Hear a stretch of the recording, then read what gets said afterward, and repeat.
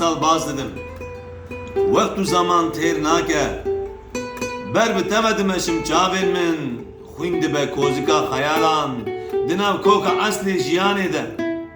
Şevê xençerbûyîn dimişin xewnên tariyê û di tarîxa mirinan da vedişêrin rûyê bixwînê şewitiye. Herkes çû û hîn ez li van deran nifrên xwedayan dikêlim.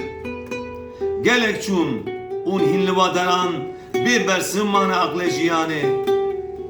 Tav ewran dikelîne û paşê dilopê baranê dipije. Her tişt ji min re tûyî û tu hîn li van deran dibî çermê birînên xav.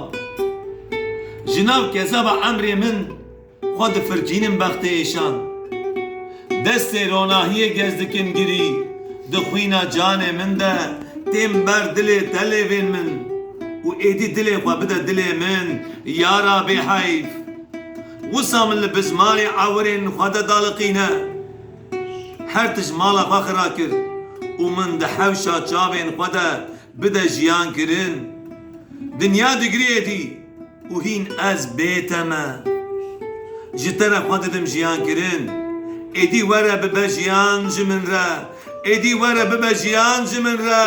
Were, êdî were, were, êdî were. Gelek hatin û gelek çûn ji eşq û evînê par bûn. Di nêva girê perwa bûn. Hevala min, hevala min.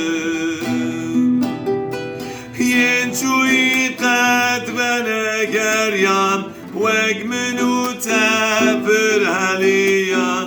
Ew bûn stêrk û firiyan. Hevala min, hevala min. Yên çûyî qet bene geryan weg min û te pir heliyan. Ew bûn stêrk û firiyan. Hevala min.